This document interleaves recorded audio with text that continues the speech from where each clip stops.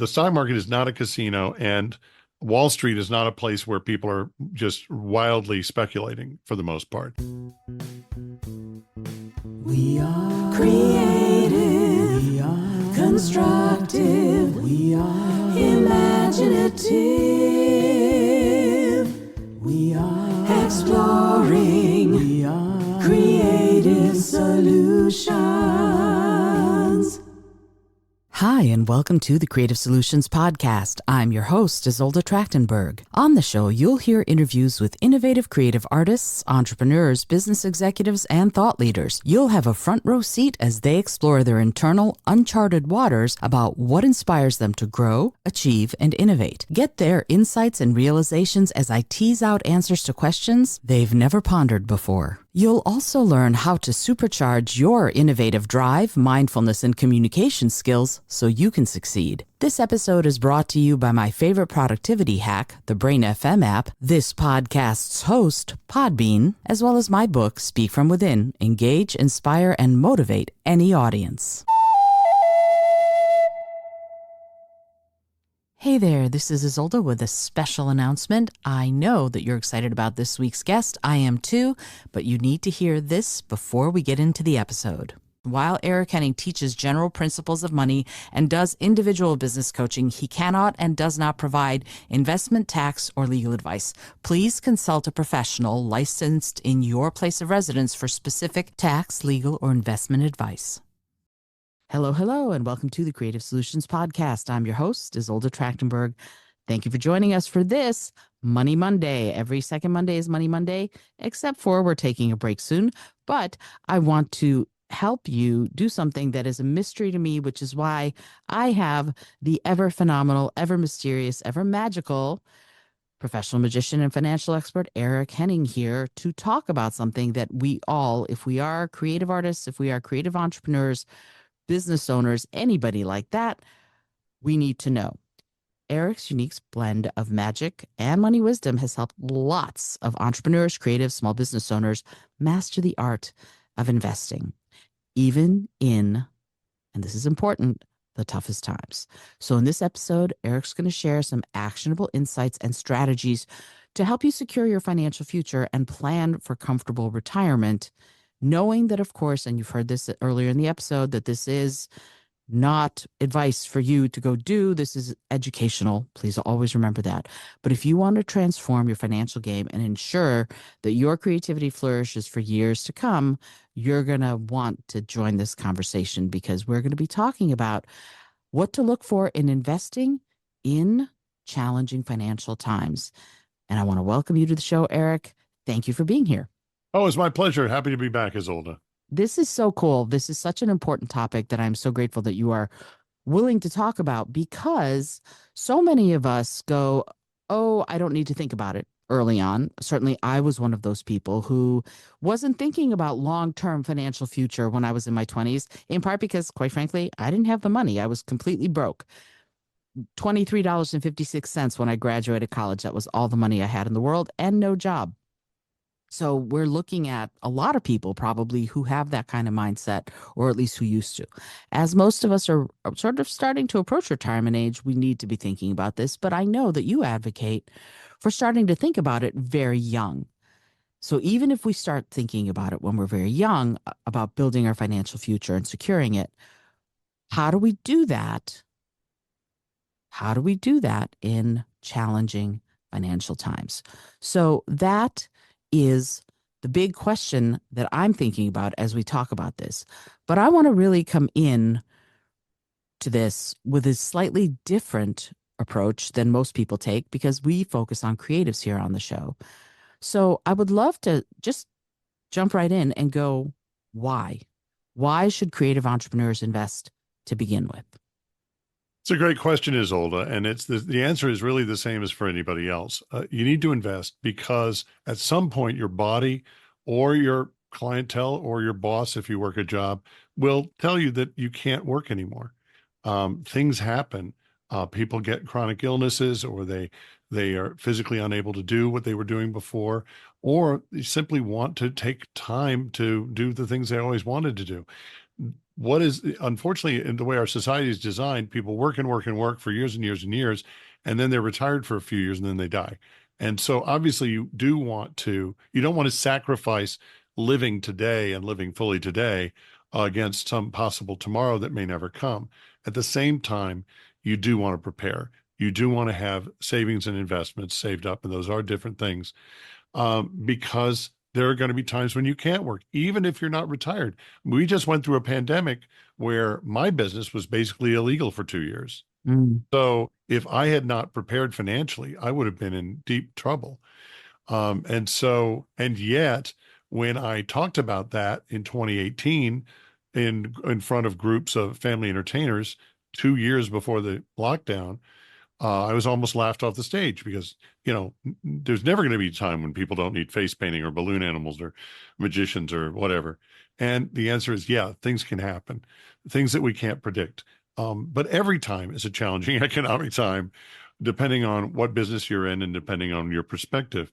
So I think the important thing is you're working so hard, you need to keep some of that. We have the memories, we have the stories, we have the happy clients, but also, yeah, keep some of what you earn, set it aside, because the process of retirement planning, put simply, is it's the process of transitioning from working for your money to your money working for you.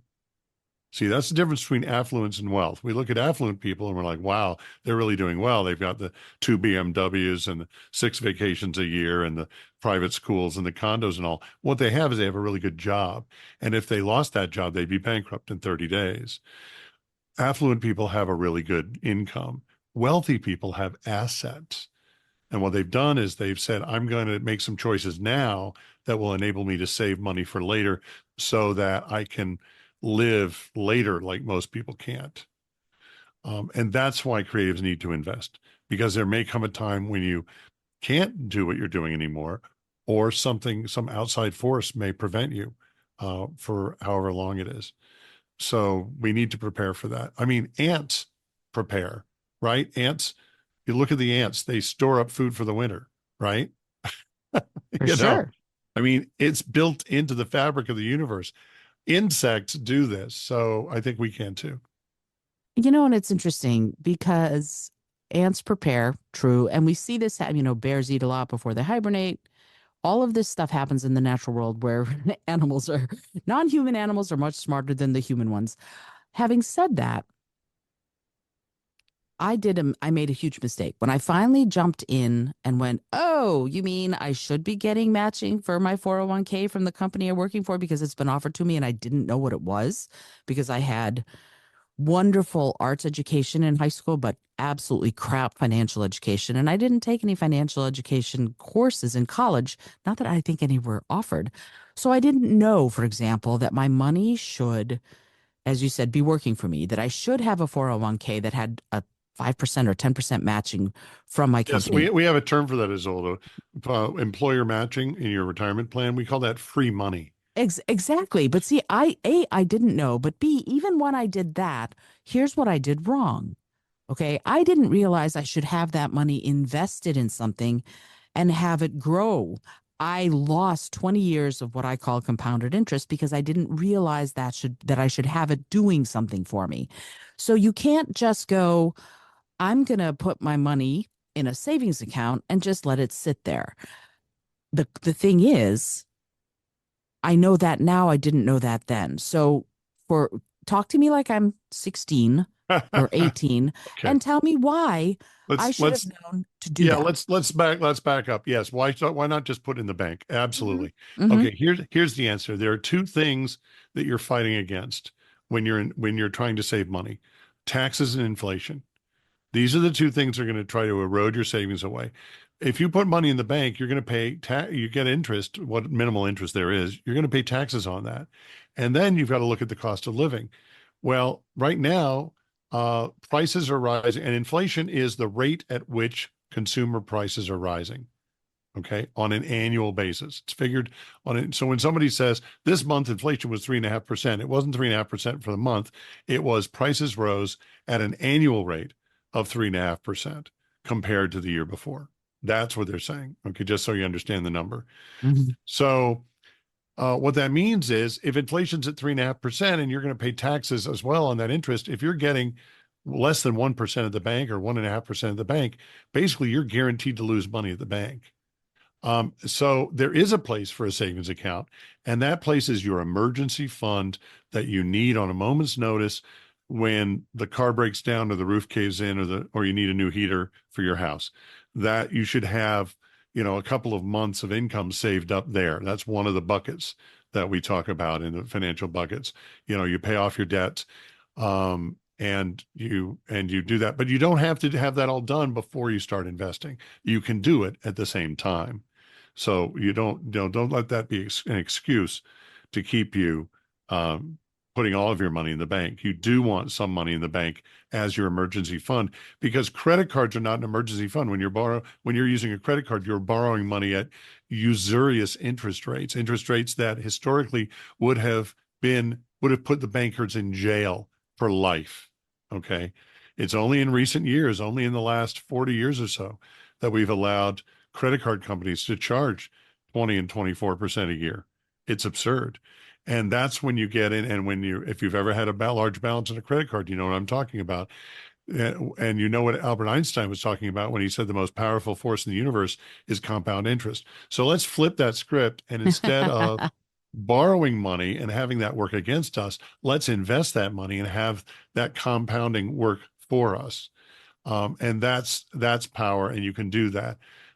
So that's why you don't keep it in the bank, because you're going to lose money. If you want to make money at the bank, buy shares in the bank, because banks are not operated for the benefit of the depositors. They're operated for the benefit of the shareholders. By law, they have to operate and share and generate profits to share with the people who own shares of the bank stock. So whereas that's why my money's in credit unions, because credit unions are nonprofits that are operated for the benefit of the depositors. When you put money in a credit union, you become a part owner of the credit union. You're buying shares, just like the old Bailey building and loan in the movie It's a Wonderful Life. That's exactly the same principle.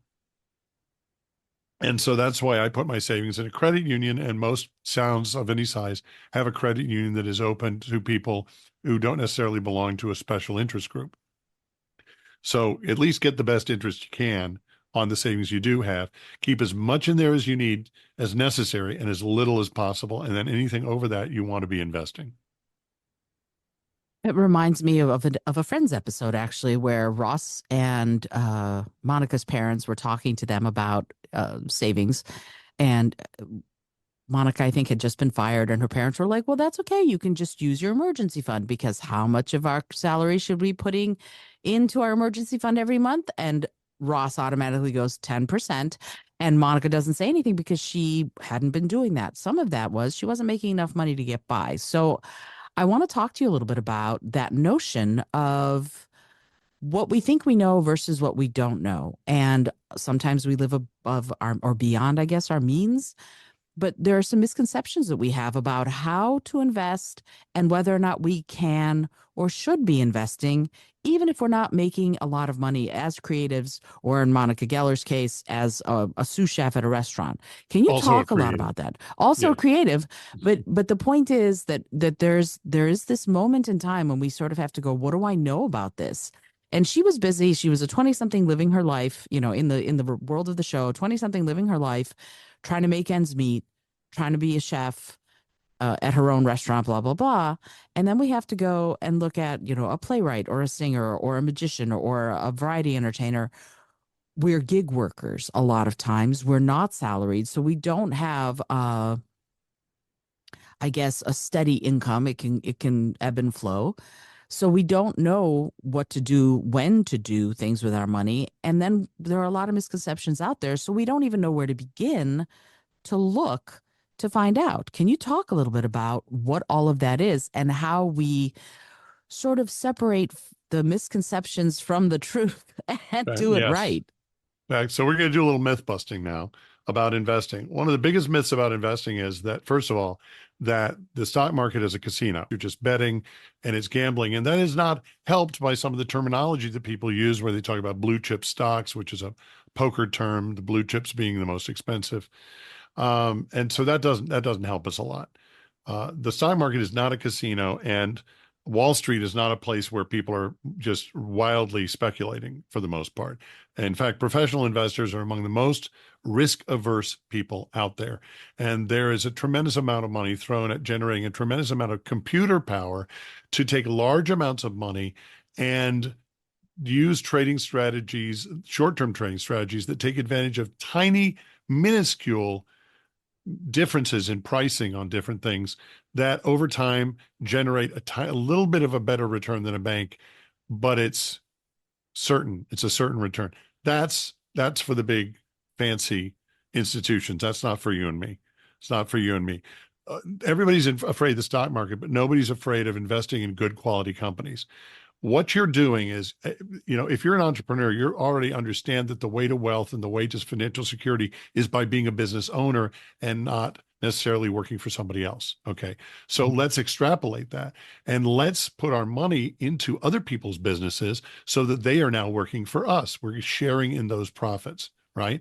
John D. Rockefeller, the first billionaire in the modern history, said, I'd rather have 1% of 100 men than 100% of one man. And what he meant by that is that if he could multiply himself and just get a little piece of all these other people who are making money, he would make money much faster. And that's exactly what you're doing when you're investing. You're buying shares, you're buying a piece of a company. You're not buying a lottery ticket. And so the way that you deal with, and we'll talk in a few minutes about how you take away a lot of that stock market risk through patience and through discipline. The second big myth is that you have to be an expert to start. I liken it to the automobile. People think they have to be an economist or an expert in finance to understand the stock market, and you don't. You don't have to do that. You don't have to be an expert to start investing. You don't have to know how to design an automobile or even have to how to repair or maintain one in order to operate an automobile safely. The Mm. level of knowledge you need as a driver is very different from the level of knowledge you need as an automotive engineer. So that's why, and again, all you need is enough knowledge to operate investment vehicles safely. And that level of knowledge is available at your local public library. It's not hard. I have a podcast that I'm not doing anymore, but it's still up there. It's called The Financial Wizard, has a lot of this basic information, and you're welcome to go listen to those podcast episodes. They're still up there. They're still free. It's The Financial Wizard, wherever you get your podcasts. And so those are the two biggest misconceptions. Another misconception is that you have to be a millionaire to even start, or you have to have thousands and thousands of dollars to start. And I've got good news. You can start with as little as $100 a month, which you're probably spending already on streaming services that you're not even using. Aha. Way to call us out, Eric. So, well, I'm just saying, because people ask me, where do you find the money to invest? And I'm like, you make different choices. I just had to do this. I'm doing this in my own life right now. I am certainly not the best at this. Um, I'm trying to rebuild my finances after COVID, and taking care of my mom in her final illness, kind of drained all of our assets. And Mm. that's fine. That's what they're there for. And I have no regrets about doing that. But now I got to rebuild. So we just cut the cable. We're saving $90 a month by getting rid of cable TV that we weren't really using. We're getting rid of all of our streaming services except maybe one or two. We're finding free sources of things like Tubi, or by the way, you can stream videos from your local public library. Which I Hello? love. Yeah. Yeah. There's also YouTube, which they don't need my endorsement, but it is advertiser supported free media with all kinds of goodies on there. So you don't necessarily have to pay for a lot of that stuff. I had like two or three different music streaming services, and I looked at that and I went, that's stupid. I'll keep the one I use and get rid of the others. So that's a way to free up other things. Now, you're paying $500 a month in credit card bills. That's painful. I understand that. But you also can do that. And but if you can do that, if you can pay $500 in credit card bills, that means as you pay off those credit cards, you can move that money over to your savings and investing, and eventually be putting $500 towards your savings and your investments. And So oh, a go lot ahead. of times we have better cash flow than we think. And it's just sometimes it means keeping that phone an extra year or finding a cheaper cellular service. You can get really good cell service for $15 a month. You don't have to pay $200 a month for your cell phone service. Okay. So again, being a bargain shopper in other areas to free up money and cash flow to use for these long-term things, these are the kind of decisions that wealthy people make. Sam Walton, the founder of Walmart, who, by the way, would be spinning in his grave if he knew what his kids were doing with his company, still was famous for having the same house his whole life and driving a beat up pickup truck his whole life. You go out to where I am here in DC, you go out to Middleburg, Virginia, where you've got stars like, um, Tommy Smothers used to live there and had a winery. Robert De Niro has a horse farm. These very wealthy people, and they wear, faded jeans and old shoes and tweed jackets. They're not trying to impress anybody. They're not buying the latest Tesla with money they don't have to impress people they don't even know. you know, Sure. Sure. that's what affluent people do. And I'm not saying, and most entrepreneurs aren't doing that either because we don't have the money. We're putting all of our money back into our business. Well, what you do want to do is when you pay yourself, when you're budgeting to pay yourself from your business, do allow some of that money to go into long-term savings and investing because that's how and by the way, seeing that money build up over time is one of the most encouraging things because it will help motivate you to pay down your debts faster, to operate your business more efficiently, to moderate your spending a little bit so you have more money to put away. It becomes almost addictive to watch those balances go up. Yeah, for sure. And what's interesting that whole trimming the fat thing is fascinating to me because that's another saying I need to redo. Good to know. But that whole moment of sort of tightening the belt, I went through relatively recently, and I went through PayPal because you can do automatic subscriptions through PayPal, and I got rid of all my automatic subscriptions. I was paying for things, didn't need them, didn't. Sometimes you forget what you're doing, and you can do the same thing if you bank online. You can go into your bank and check. There's a thing that says subscriptions or automatic payments. Go through your automatic payments and see if you want to be making those automatic payments still, because some of them you don't. And the other thing you can do is check your email, especially if you have a Gmail account. You can search on terms like that and find those terms where Yes. maybe you don't want to be making those payments anymore. Do you need the subscription? Do you not? You were talking about, Well, and there are apps that will help do that for you. sure, sure. There are iPhone and Android apps that will go through all of that for you and find those subscriptions and ask you, do you really want this? And they will cancel it for you. And it makes it super, super easy. It does, but then you still have to pay for those apps. So if you want to do it by yourself, time is money. I recognize that, but sometimes you want to. I Yes. like doing it myself in part because I have a thing. I like making the check mark on my to-do list. That gives me pleasure. And I know other people don't advocate that, but I do. I love making the check mark on my I've completed this. So these are the things that we want to be doing to get ourselves set, right? To get ourselves set to think about Right. investing. And you said something that you said $100 a month, and you might not have $100 a month. You might have 25, but I want to know because again, I really like making that check mark. I want to know what my to-do list is. What do I need to do to prepare to invest? What are the things that I need to have? What are the things I have to have in a row? Well, again, one of the things you want to do is you want to get rid of, if you've got some, and I have stuff on my old podcast, The Financial Wizard, about how to get out of credit card debt and stuff. But what you want to do is you want to free up cash flow so you have that $100 a month or whatever. And so one of the ways to do that is to reduce the number of credit cards you're dealing with, or pay off some of these small debts that are just cluttering up your life, Mm. and that will free up some things, maybe apply some of that money to the larger ones, pay them down faster. Another way is to, as we said, reduce some of your expenses in other ways, like these subscriptions, which a lot of us have. That subscription model has come to dominate in the last 10 years, dominate the economy. And to the point where now they're talking about you pay a subscription for your computer mouse, which is insane to me. But the point is that, yeah, you can free up cash flow by making different decisions. If I'm busy running my business and I'm not using some service that I'm paying for, then I'm not losing anything by getting rid of it. Sometimes it's hard to do that because you say, well, I might use it or whatever. But like I have a gym in my building. I have a really nicely equipped gym in my building. It's part of what I pay for in my rent. I don't need a gym membership. So I can go to whatever gym I'm a member of and say, I'm going to cancel now. And some of them make it really hard to cancel where you have to like show up in person with a letter and your ID. I mean, some of them it's ridiculous, but I can do that and save that money. And maybe that's $10 a month or $25 a month or $50 a month. And now I'm part of the way there. So I'm freeing up cash flow, but then next key is don't spend that on something else. Ah, And yes. say, oh, now I've got $50 a month I can spend at Starbucks or whatever. No, say that's going to be set it aside. And the other thing is when you're doing your budgeting, you're planning your spending, your personal spending, set up your savings and investments first.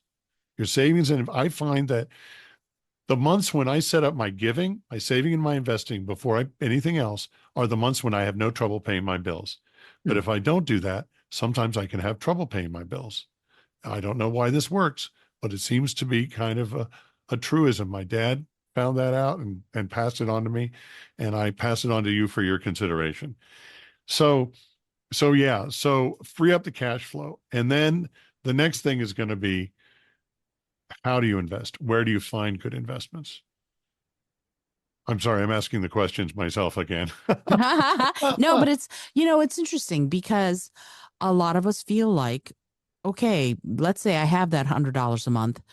I've freed up but for me personally, I have, for example, none of my investments have anything to do with animals. I'm vegan and Right. I shout about it from the rooftops. So if you use animal products or use animals in any way, I'm not going to invest in you. And I've had several financial experts, I forget what they're called, the people who help you invest, trader, I don't know who they are. What are they They, called? they can be either they can be brokers or they can be investment advisors, if depending on if they're paid on a commission or on a fee basis. Right. And so these guys, these people have all said, yeah, you're too difficult to work with because I have all of these different needs Yeah. that need to be satisfied. They don't want to work Well, with me. So that means I'm on my own. So, if you had a seven-figure portfolio, they would find the time to work with you. So what they're yeah, saying is that yeah. for the small investor, and this is a problem for the small investor. The good news is it's easier than ever to do this because all of that information is out there on the internet. There are organizations that monitor these things that you can get, and I'm sure you know about Isolde, that will tell you, here's companies you shouldn't invest in because they use animal testing or they sell animal products or whatever. Mhm. And so there are different groups, nonprofits and watchdog groups and things that do, rank and grade these. So if you want to invest in those individual companies, I don't know of any mutual funds at the moment that do that. But again, I've been out of the business for a little while, and I imagine that if somebody started a vegan mutual fund, that would probably be pretty popular. I would think there's probably a business opportunity there. Uh, There so you I go. mean, I now my company, because I was in this business for almost 25 years, and we managed our own portfolios on a fee basis for our clients. And my former partners now that I've retired, are still managing a mutual fund, a public mutual fund that is ethically screened along social and religious lines for churches and other groups like that. And that's been very profitable and very effective and a lot of fun, frankly. Um, so so if you've got those screens, you're going to have to do your homework. But again, it's easier than ever to do that homework. If you just want to dip your toe in the water, you can invest. You don't have to be a millionaire to invest like one, which is the good news.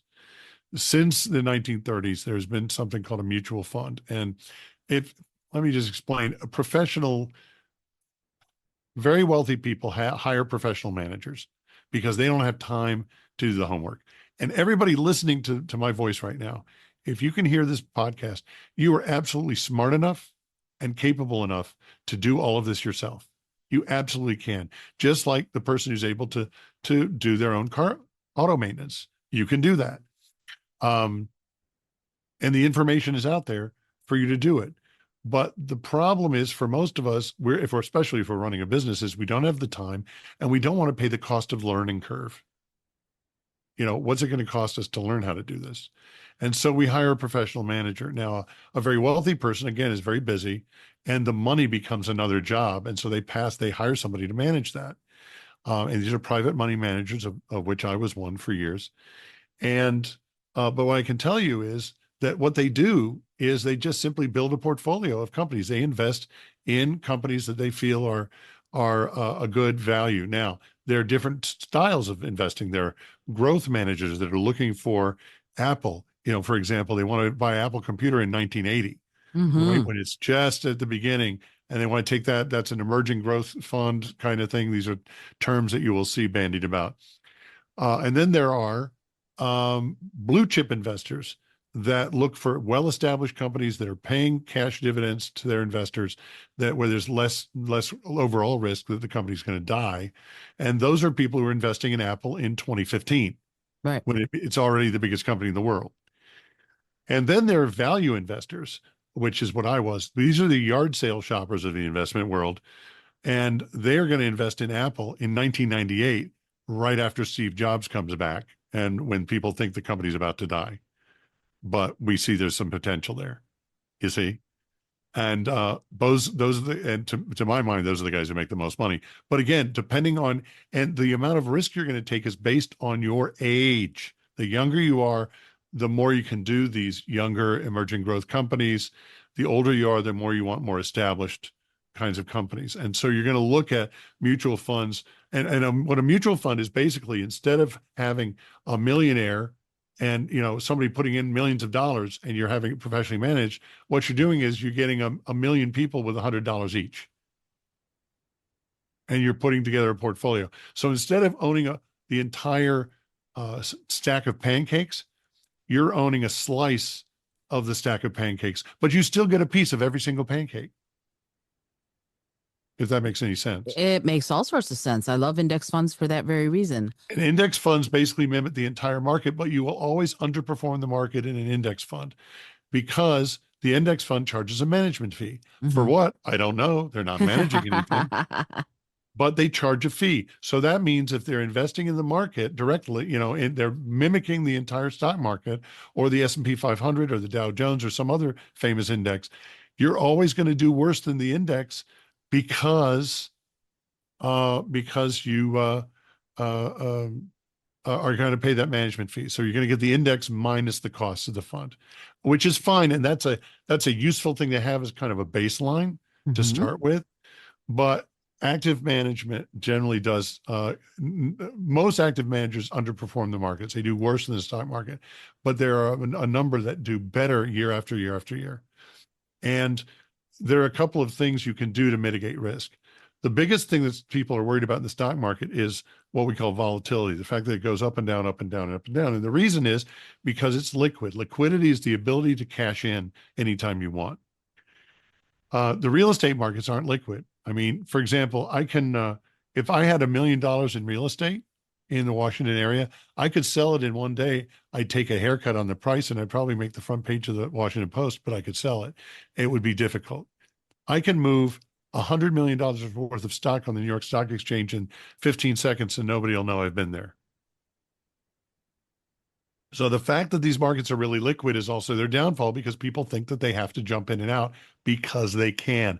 When I was in the investment business, I wanted to make these buttons for our clients. It was a button with a picture of a violin and the red circle and slash through it. No fiddling. No fiddling.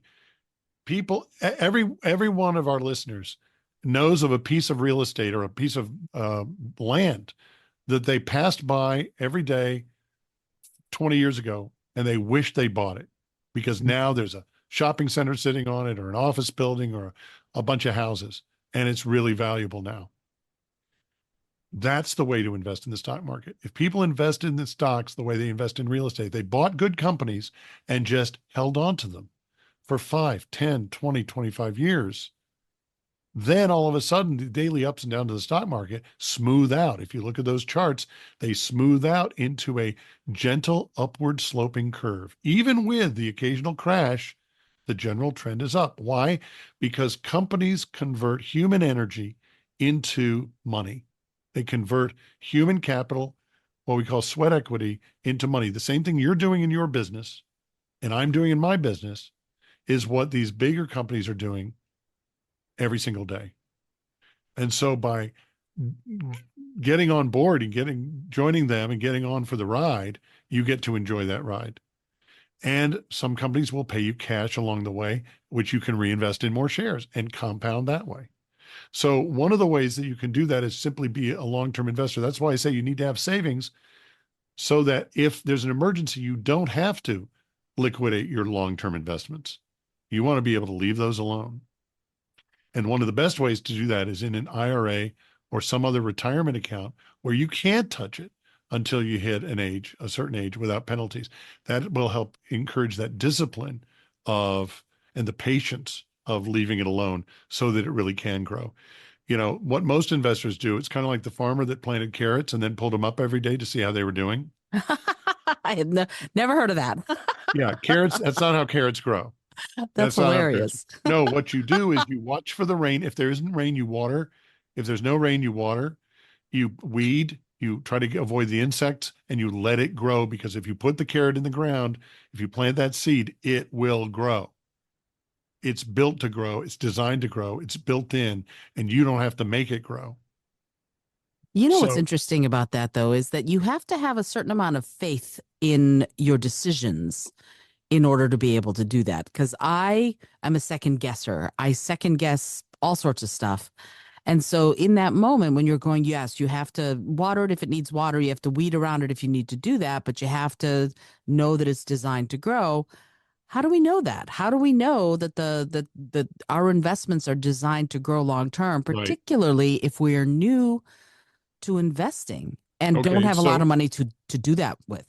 So here's what you do. I'm going to give you a couple of different answers to that. One is knowing that you're not investing for today or tomorrow, but for 10 years from now is a great way to not worry about the ups and downs of the stock market. So you don't have to predict the stock market at all. And you don't have to predict the economy. You can also have more than one investment where if one does well, another one does poorly, the other one does well. For example, let's say you want to invest in oil. You want to invest in energy, and oil is an important component of that. Well, you can't predict oil prices. And oil prices are, in fact, controlled by a cartel, so it's not a free market. Okay. But oil prices can go down as well as going up because if you remember during lockdown in 2020, at one point, there was so little economic activity that oil prices actually went negative briefly for like a day. Okay. So oil prices can go down as well as go up, depending on circumstances. So, how do you do that? Well, let's say you buy a company that produces oil. And let's say you then buy a company that consumes oil, like a plastics company or a chemical company or a company that makes adhesives or paints or an electric utility that uses oil to burn to fire its thing. Now, again, I don't do that. This is just an example. But if you have an oil producer and an oil consumer in your portfolio, then you don't care what the price of oil does because one of them's going to go up when the other one's going down. And here's the other thing about stock prices, share prices, they never retreat all the way. You never lose everything you've gained. They might gain, they might go up by $10 and then the market might crash and they'll go down by 5, but they still haven't lost all 10. And that has held true for a very, very long time through many cycles and many generations. But we're not interested in the market. We're interested in good companies. So Isolde, when you run a business, are you interested in making money? Sure. So are the people whose shares you're buying. What you're betting on, what you're having faith in is their desire to put out a product or a service that people want to buy and to make a profit. That's what you're betting on. You're betting on their desire to do exactly what you and I are doing, and that is to run a profitable business. Sure. And so I'll bet on that all day, every day, and twice on Sundays, because that's, you're betting on human nature, right? So, and there are times when the markets go down and you want to just, put more money in or whatever. And well, if you want, I can tell you how you can beat the market automatically in your sleep. But the first thing is that long-term view and investing in companies, not the market. Those are two really important factors. So that's a discipline of patience. And as you say, a discipline of faith. Now we're going to get into another discipline, which is a discipline of consistency. If you're putting $100 a month into a mutual fund and you can have that automatically taken out like a subscription, taken out of your savings account or your checking account, and you don't even notice it, you don't miss it. What happens to the share price of that mutual fund? Well, when the stocks that it contains go up in price, the share price of that fund goes up. And when the share prices go down, it goes down sometimes.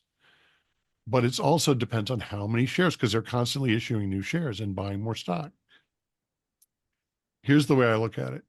If you're putting the same amount of money in every month, when stock prices are up, you're buying less. And when stock prices are down, you're buying more automatically, which means you're going to do better than whatever market you're in automatically in your sleep. It's called dollar cost averaging, and it's a basic principle. It's so basic, it goes back to the Bible. King Solomon talks about it in Ecclesiastes. He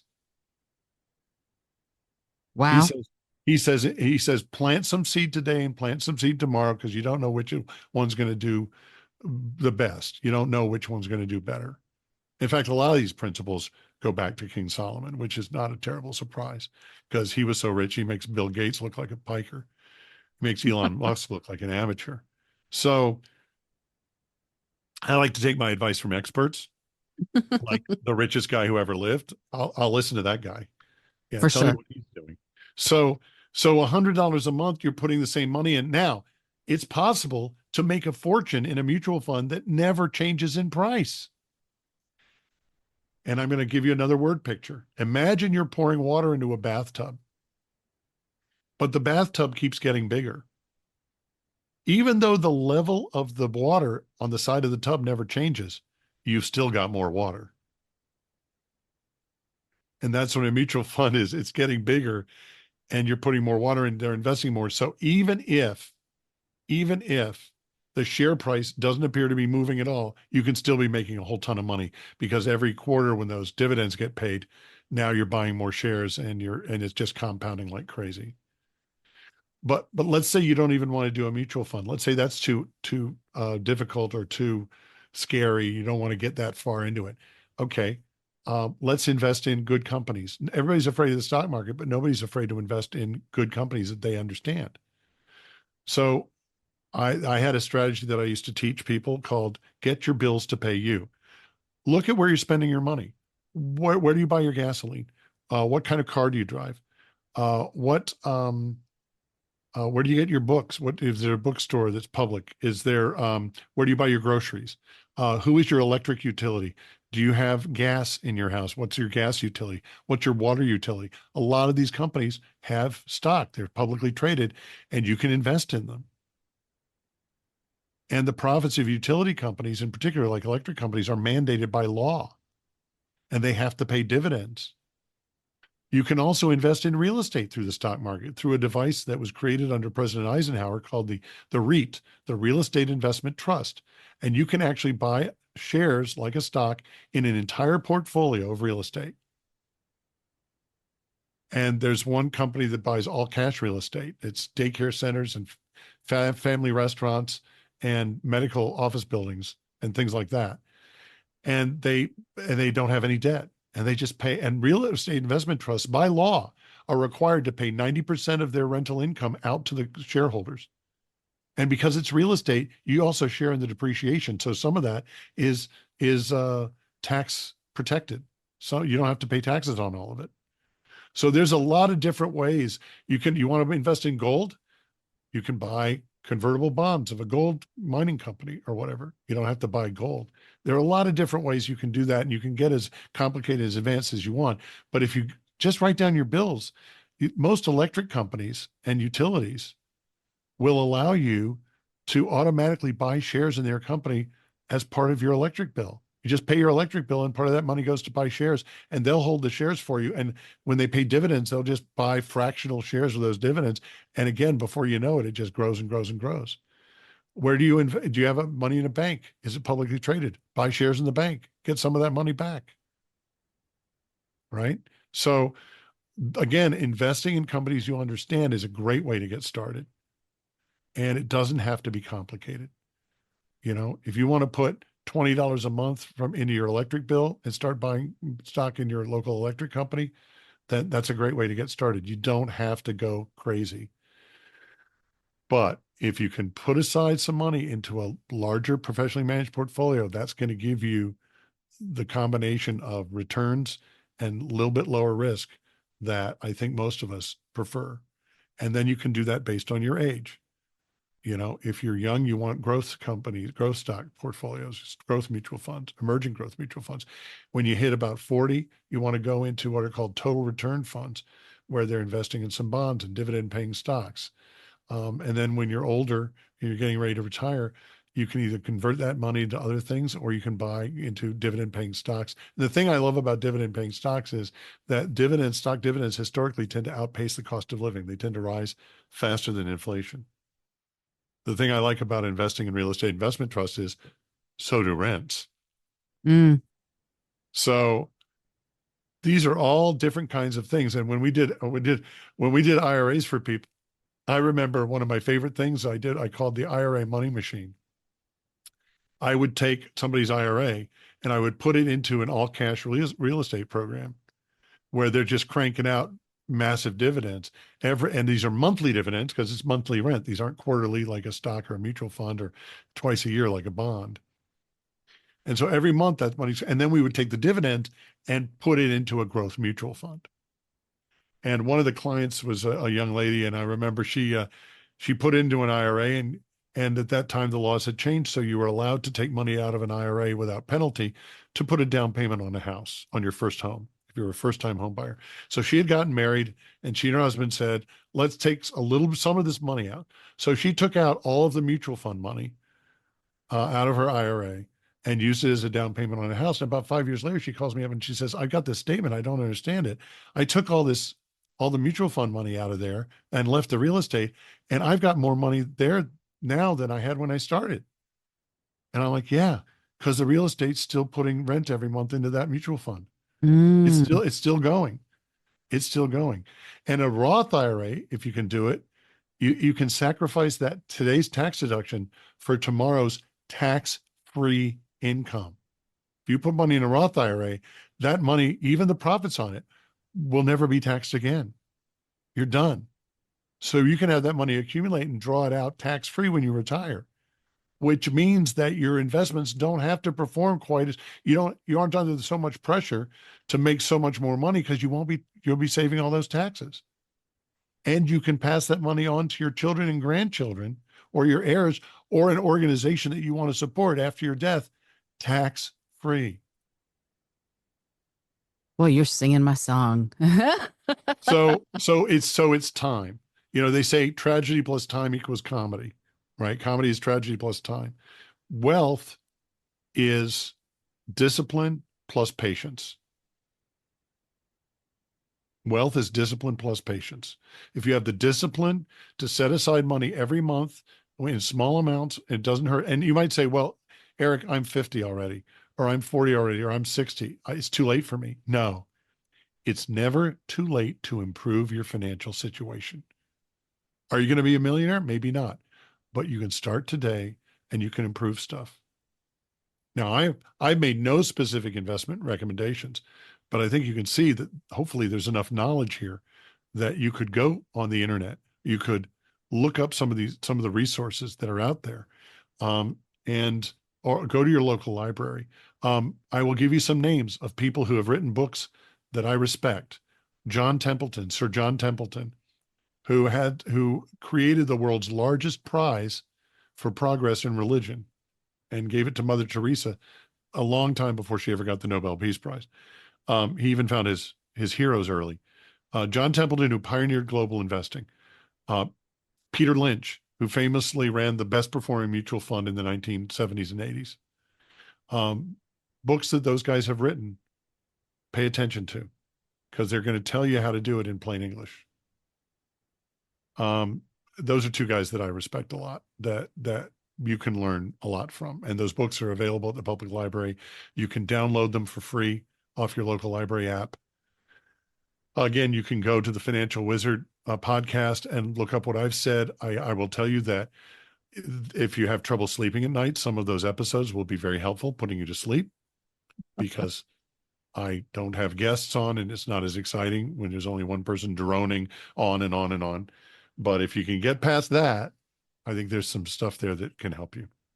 And I've listened to these episodes, and Eric is exaggerating that part.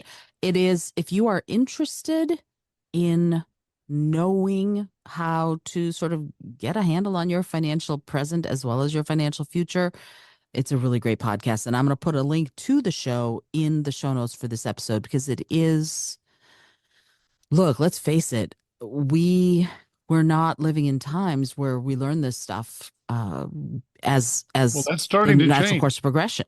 That's starting to change. My son took financial management classes in high school, and a lot of states are mandating that now because they realize that this is a problem. But you're right. When we were growing up, there was no class in college or high school to teach you how to handle credit cards, how to buy a house, how to buy a car, how to do any of this stuff. And Um, heck, how to haggle, for example. And it's interesting because well, some of us uh have a rare ethnic advantage in that respect. nah, but it's not just that. I mean, one of the things that the credit card companies, for example, have absolutely no motivation to tell you that if you are a good paying customer in good standing, you can call them and say, hey, lower my interest rate. Yeah, I talk about that in one of my podcasts. One of the best ways to get your interest rate lowered is to have an offer from another credit card company for a zero interest rate card, and say Absolutely. and threaten to transfer your balance, because they realize that if they're charging you 24% now, and they can go down to 10% or 5%, 5% of something is better than 24% of nothing. Absolutely. And the other part of it is, and this is something that I do every 6 months with I don't have that many credit cards, with every account like this that I have, I contact them and I say, what's your latest deal? Yeah. Because you can do that. You can do that with your phone company. You can do that with even your Yeah. utilities. They have deals for people to sign up. I See what said the I did deals that are. with my cell phone provider, and I Hmm. immediately they're like, "Oh, you're on an old plan that we don't even offer anymore. I can switch you right now for free, and you'll save $40 a month." Absolutely. Boom. Well, that's $40 a month now. That now I'm part of the way there to that $100 I need to invest, right? Absolutely. And this is one of those things. It takes time, and it also Yes. takes remembering. So I have a little reminder every Sunday, for example. I do my reconciliation for the week every Sunday morning at 8:30. That is, I don't go to church. This is my church. Every Sunday morning at 8:30, this is what I do. And I make it a habit. And then I get to have my favorite cup of coffee right after I finish. So reward yourself. If you're doing this, take the time to give yourself rewards of the kinds of things that are good, that are not necessarily go to Starbucks and buy your $8 latte. I make my oat milk lattes in my house, and that is how I do it, whatever works for you. But what's interesting, Eric? This is something that I just recently sort of, it pinged me on the head. And it was this with selling stocks, buying stocks. When you decide you want to sell a stock, there is a supposition that you're going to sell it to someone who's looking at that same stock and going, ooh, I want to buy that stock. There's a symbiotic relationship that's happening there that we are all part of when we get involved in sort of looking at our financial futures. And people have different motivations. And what you said about buying complementary stocks, just made the hair stand up on the back of my neck, because I'd never thought of that. King Solomon said, "Divide your portion to 7 or 8, because you don't know which will do better, and or whether this one will do well or the other one will do well." And what we discovered in our research when I was with Cornerstone Asset Management is that the minimum number of stock that it's really funny, that if you have 7 or 8 companies in different industries, you don't get any mathematical benefit from further diversification until you get up to about 50 or 60 stocks. Hmm. It's really interesting that you don't really get a lot of benefit until you have a whole lot more stocks. So we were able to do really, really well with 10 or 12 in somebody's portfolio.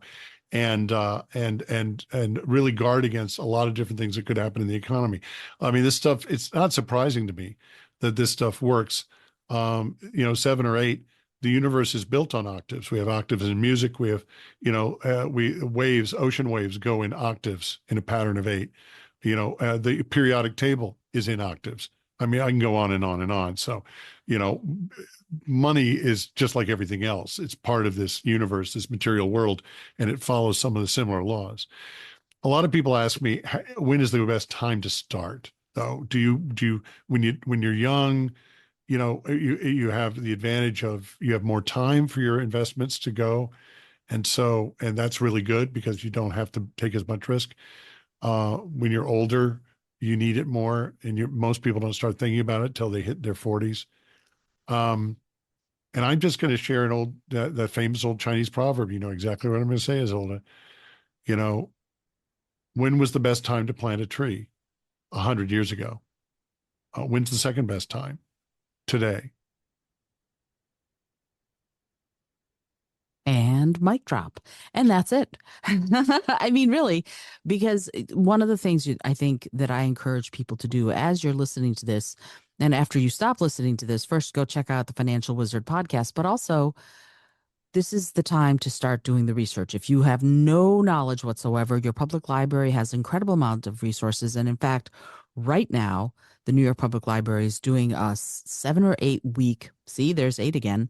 They're doing an 8 week, every Tuesday at noon class series on introduction to stock analysis. This week's was introduction to bonds and looking at trends and how to use different apps and websites that are there, like Eric was talking about, like you were saying, Eric, to do this kind of analysis. They're actually literally all free.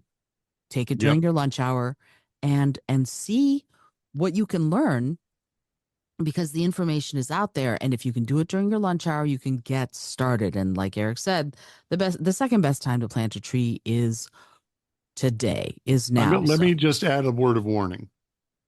There are a lot of people out there making money as quote unquote investment experts. Um, there's a lot of people on YouTube. Well, there are a lot of fewer. There used to be a bunch of 25-year-olds telling you how to invest in Bitcoin. oi. No, no. Um, and there are fewer of them. A lot of those YouTube channels have suddenly evaporated. Don't go to YouTube for your investment advice. If somebody tells you what stock or what exact investment to make, run, do not walk to the next nearest exit because that's against the law. You cannot go, and if somebody's being paid, they cannot just broadcast an investment recommendation. They can't say buy this stock, and if they do, they're breaking the law. So because you can't make an investment recommendation to somebody if you don't know their financial situation. It has to be people who provide investments for a living, whether it's on a commission basis or a fee basis, are required by law and regulation to know enough about their client to be able to know if an investment is suitable or not. And again, the number one factor in suitability is age. The amount of risk you can take is inversely proportional to your age. Okay. So be careful. Who do you want to listen to? You want to listen to people who've made real money in the real world for real people for a really long time. And people like John Templeton and Peter Lynch that I've talked about that are in the public library, even though those books may be a few years old, the principles are the same. That's the other beautiful thing about investing. It's a lot like cooking. You know, today's sage is still tomorrow's sage, right? Today's vegetable stir fry is going to be the same as it was 500 years ago, right? So you can read a 500-year-old book on how to do stir frying and get what you need. And it's the same thing with investing. It's the same thing with investing. Yeah. Read Ecclesiastes and you'll see what I mean. Aside from getting a big dose of existentialism, you will also see some things. There's some stuff in Proverbs too about saving and investing and avoiding being in debt. But be careful who you listen to. Again, make sure you're listening to people who have a provable track record, who are not just experts, but can actually explain things in plain English, who are not going to go give you a bunch of gobbledygook. And there's a lot of free resources out there where you don't have to necessarily pay anything. And again, I can't emphasize enough the value and the incredible bargain that our local public libraries represent in this regard. Just fantastic. Be careful of financial magazines. A lot of times they have a lot of hype because they want you to buy the issue on the newsstand. So just be careful about that. But some of these books, yeah, they're solid. Yeah, and this makes me think of Gilligan's Island. Neither a borrower nor a lender Well, be. that's right. Do not forget That's to right. stay out of debt. Yes. But the thing that sort of strikes me with what you're saying is that uh ultimately, if you're listening to this, you got something out of it, which is great. Please remember that you are the one who makes your ultimate financial decisions, right? Don't let yourself get talked into anything that does not sound. You Yep. want to be sure that you are the one who has the reins of your financial future and your financial present. There are people out there who are going to make things sound really great, but you always have to look at the messenger and you have to look at what their motivation is in giving you the message. It's really important. You don't want to like that's me giving you advice. I'm going to give you that advice. Be a great critical thinker. Make Yes. decisions based on what's right for Well, you and not what somebody else is going. This is right for you. that's right. And in fact, in during my years in the investment business, I found some of our best investors were couples where because typically, because people who are exactly the same don't tend to get married or partner together. Um, and what we found was that typically one partner was very risk averse, very conservative in their investing, and one was much more intrepid and willing to take risks. Mm, So if they were able to agree, and I would always recommend don't make an investment unless you're both 100% agreed on it. And they would basically meet in the middle. And they tended to have much more success than either one of them would have had on their own. hmm hmm And I just share that experience for your consideration. I think that's a great bit of advice too. And I know people out there have investment clubs and things like that. Again, as long as you are sure that the person or people that you're working with on this stuff has your, like you said, companies are in it to make money. That's the point. You also want to be in it to make sure that everybody has the best interest at heart. So that there's something very powerful to me about that Yeah, notion. absolutely. I'd rather work for an honest person on commission than a crook on a fee basis. Ah, totally. It's not about how they get compensated. It's about the person and their ethics. And if you're a good judge of character, great. If you're not a good judge of character, bring your dog along to the appointment. I love that. My dog would have loved you though, so that no, that would not be good. No matter who the Well, person is. your dog did love me, No, and not you personally, but I mean in general. My dog, whoever the person oh, is, the Hatha would have been like, "Hi, I love you." He did not tend to dislike anybody, okay, unfortunately. not a big discerning No, person. Oh, okay. he was Well, just all a right. love muffin. That was it. But Athena, my previous dog, would have been like, "Okay, you I like, you I don't like," and she would have been very honest about that. Anyway, so Eric, I this is so fantastic, so much amazing information. I'm really grateful to you for doing Yeah, this. and you don't have to remember it all. You can come back and listen to this again because it's out there. It's free. Come back and listen to this episode again. If you have email questions and stuff, you can, email them through this broadcast podcast, and maybe we'll do an episode down the road, in a few months where we answer listener emails. I'd be That's a happy to great do idea. that. Yeah, that would be great. And that brings me to the very next topic. If you are listening to this, you know you should go find Money Arts Academy, which is Eric's Instagram and also the company that talks about arts and money and financial management and all of that. And Eric is also a coach for creatives and performers to help them get their stuff together and shining and financially not only sound but performing sound. So you need to follow Eric Henning. Eric, can you give your websites because there are many and varied? Yes, they are many and varied. Okay, so there's moneyartsacademy.com where I do business coaching and show coaching for professionals and performers. I don't provide investment, tax, or legal advice. That we leave that to the professionals, and that's great. I have that experience. I can vet people, and I can get you up to speed so you're ready to talk to one of those professionals. I have my magic business, which is busy, and that's erichenningmagic.com. We also have our Washington Magic. If you're in the DC area and you want to go to DC's best date night, um, WashingtonMagic.com. We are dark in July and August, but we'll be back at the Arts Club of Washington in September with our monthly dinner shows, and I'm very excited about that. Um, and so, yeah, those are the basic ones. I think that's Yeah. basically it. And follow Eric on social media at Money Arts Academy on Instagram. And then you also have an Instagram. Is it Eric Henning Magic or is it something else on I've got Instagram? Henning Magic. I've Henning got Magic. Eric Henning, Henning Magic for the magic, and Money Arts Academy for the money thing. And if you want to ask me a question on social media, I can store those up. I can answer in general terms, and I can store those up for future podcast episodes as well. If there's enough interest, I can restart the Financial Wizard podcast. I mean, there's a lot of things that we can do. I've also contemplated, if there's enough interest, maybe going and doing a YouTube channel on some of this stuff, despite what I just said about people on YouTube. I think when there is disinformation, there's a need for good information. And Absolutely. in an era when information is free, wisdom is priceless. Oh, I love that. That's a beautiful way of saying it. And that leads me to the last topic, and that is that we are going to be taking a Money Monday break. The autumn and into the holiday season is super busy for Eric. So Eric is going to be taking a break from Money Mondays, and we'll be back in January with brand new Yep. episodes. And so Eric, this is amazing. I love that you are taking the time to do this.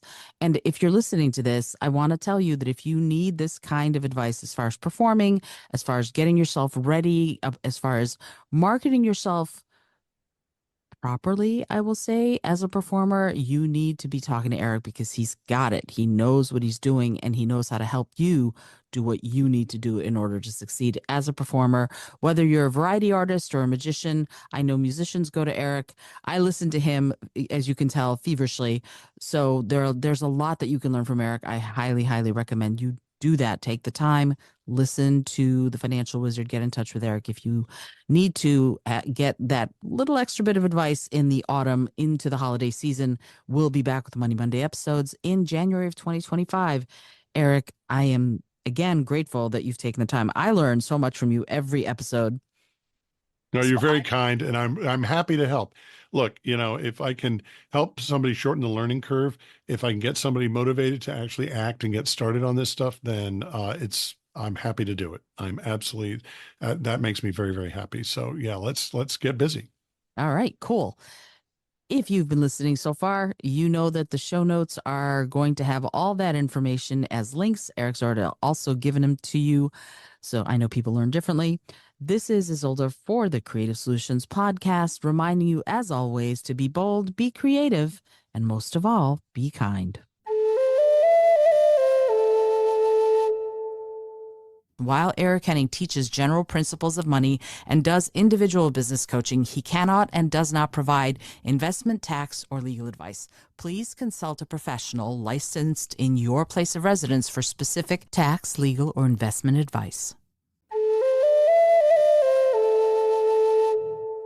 Thanks so much for joining me today. I really appreciate you being here. Please subscribe to the show if you're new, and it would mean the world to me if you told a friend about it. Today's episode was produced by Isolde Trachtenberg and is copyright 2024. As always, please remember this is for educational and entertainment purposes only. Past performance does not guarantee future results, although we can always hope.